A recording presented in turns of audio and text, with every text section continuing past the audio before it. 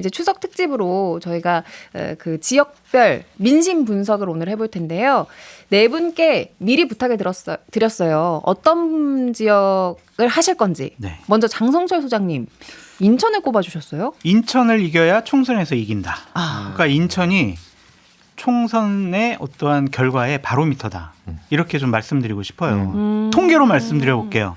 그러니까 2020년도 21대 총선에서 보면 국민의힘이 2석 얻었어요. 그러니까 윤상현 의원은 무소속이지만 국민의힘 계열이니까 민주당이 11석 얻었어요. 인천에서. 예. 근데 전체 의석수를 보면 국민의힘이 103석, 민주당이 180석 얻었어요. 2016년 20대 총선 국민의힘 계열이 6석, 그땐 새누리당이었죠. 예. 그리고 민주당도 6석. 그러니까 총선이 국민의힘 전체적으로 123석, 민주당 122석. 이렇게 대충 똑같았어요. 비율이 맞네요. 네, 그때 그게. 국민의당이 한석인가 됐죠. 그랬을 거예요. 네. 네. 그리고 18대 2008년도 선거를 보면 국민의힘 계열의 정당이 10석 얻었어요. 인천에서. 그리고 민주당이 2석 얻었는데 전체적인 의석을 보면 국민의힘 계열의 보수 정당이 153석, 그리고 민주당이 81석 얻었고요. 17대 2004년도 선거를 보면 국민의힘 계열의 보수 정당이 인천에서 3석 얻었는데 당시 전체 의석을 보면 121석 얻었고요. 당시 민주당 계열의 정당이 인천에서 9석 얻었는데 전체 의석수로 152석을 얻었어요. 그러니까 이런 걸 보면 인천 지역에서 박빙으로 나오면 총선 결과도 박빙으로 나오고, 예. 인천에서 원사이드하게 이기면 총선 결과도 원사이드하게 이기게 나오는 거예요. 그래서 총선의 바로미터는 인천이다.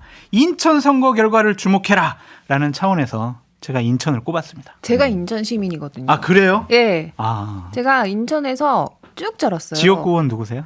계양을이. 이재명 대표. 그렇군요. 아니 그래서 이제 인천을 제가 좀 이제 잘 아는데요. 좀 이제 주변에 어른들을 보면 호남에서 이제 이주해서 오신 분들, 네. 정착해서 인천에 사시는 분들이 굉장히 많아요. 그렇죠. 충청 분들이 원래 많죠. 충청이 더 많죠. 네, 충청도 충청이 많으시고요. 많죠. 네. 저희 부모님은 충청 출신이시거든요. 그러니까 인구가 298만 명인데 거기에 원적지별로 따져보면 70%가 충청 출신이라는 거예요. 그래서인지 뭐 약간 민주당 강세인 분위기, 네. 인천 지역의 느낌을 맞아요. 보면 그런 느낌을 받았어요. 저는 네. 살면서. 그래서 충청향후회가 상당히 선거에 큰 힘을 발휘하고 있고, 뭐 연말 연시에 충청향후회에서 무슨 행사를 하면은요, 충북도지사, 충남도지사, 그리고 정관계의 충청 출신 인사들이 다 인천에 모인다는 거예요. 예. 그만큼 충청 표심과 연동된 인천 지역의 선거 결과인데, 어쨌든 내년 총선에서도 인천을 잡아야 총선에 이긴다.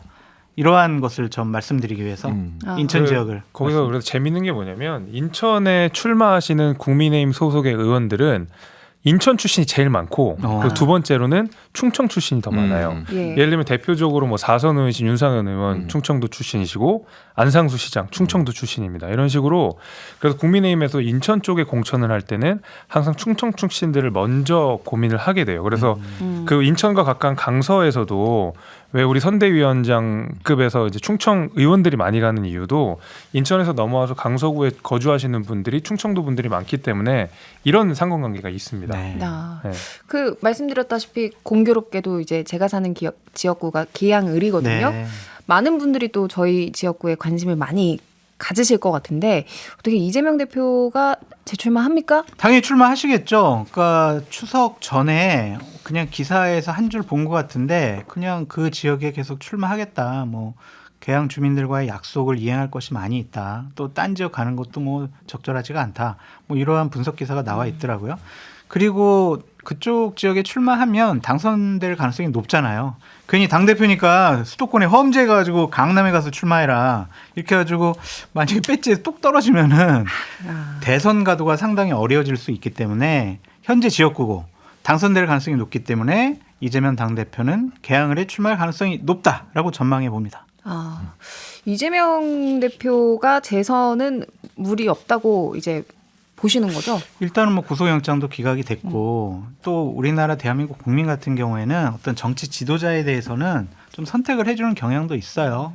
그리고 뭐 그 지역이 원래 송영길 전 대표가 계속 배지를 달았던 곳이기 때문에 민주당에게도 상당히 유리한 지역입니다. 그래서 그 지역엔 출마하면 당선될 가능성이 높다라고 네. 전망해 봅니다. 인천일보 그 지역 그 신문 기사를 네. 보니까 네. 인천 유권자들이 좀 이제 당을 바꿔서 투표를 하겠다라는 의사를 밝혔더라고요. 아니, 근데 어느 지역이나 다 지역 신문이 여론조사를 해보면 현역 국회의원보다는 나는 이제 이 지역 국회의원 다 바꿨으면 좋겠어요라는 변화에 더 많은 의견을 표명을 하는데 실질적으로 투표장에 가면은요.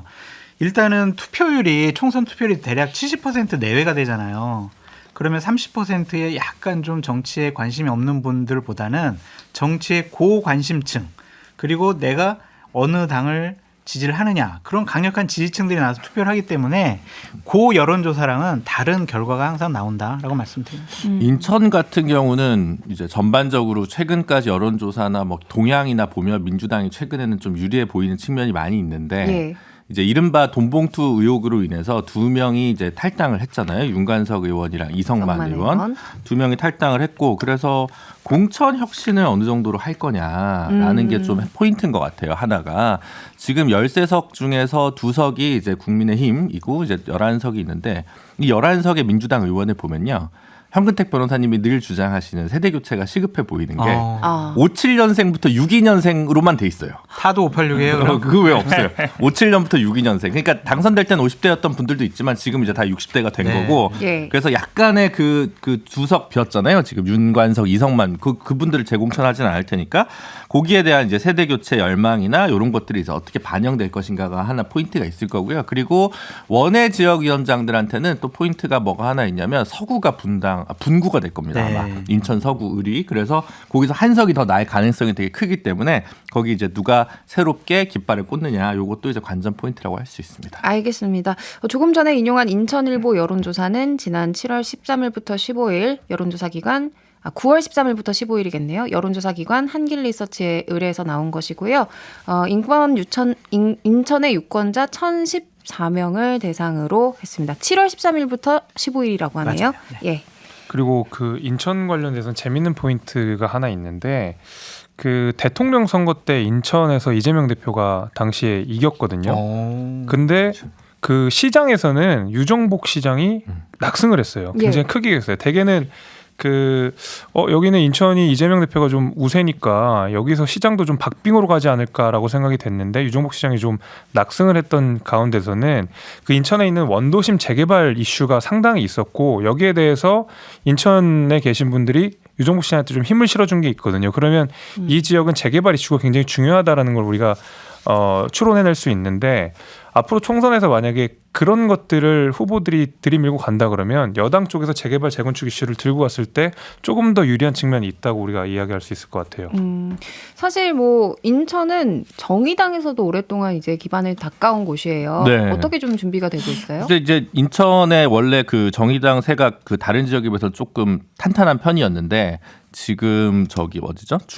중구 강화 옹진 쪽 지역위원장은 정의당에서 구청장인가 했던 분이 민주당으로 이제 이적을 해서 넘어가 있는 상황이고 핵심 정치인은 두 명이었죠. 이정미 대표가 연수을에서 지난번에 출마했었는데 18% 얻었었거든요. 거기가 정일영 의원이랑 민경우 의원이 붙었던 곳인데 거기가 좀 있었고 그 다음에 지금 원내대표 맡고 있는 배진교 의원이 이제 남동구청장을 했었거든요. 인천에서. 근데 이제 지금 남동을 같은 경우는 윤관석 의원이 갑자기 돈봉투 의혹으로 낙마하면서 좀 비어 있는 거여가지고 그 두 지역구가 아마 정의당 입장에서는 조금 더 심혈을 기울일 지역구가 아닐까 싶습니다. 남동을의 윤관석 의원 그리고 부평갑의 이성만 의원이 지금 구속 상태이기 때문에 이 지역구가 어떻게 될지도. 이성만 의원은 구속은 아니고. 예, 죄송합니다. 네, 윤관석 의원이 구속돼 있고 이제 돈봉투 사건에 연루가 되어 있기 때문에 어떻게 될지 좀 지켜봐야 되겠고요. 선거구 조정 가능성은 없나요? 아까 말씀드렸다시피 인천 서구가 아마 분구가 될 가능성이 크고 인천이 지금 아까 인구 말씀해 주셨잖아요. 290몇만인가? 계속 늘어나고 있어요. 그래서 지금 부산이 한 340만 될 텐데 비슷하네요. 만약에 이제 뭐 한 20년 정도 지났을 때 제2의 도시가 혹시 바뀌진 않을까 그런 것들도 이제 부산 시민분들이 조금 이렇게 생각하거나 염려하고 있는 부분인데 부산 얘기는 이따가 또 2부에서 하시죠. 알겠습니다. 인천 얘기는 여기까지 하고요.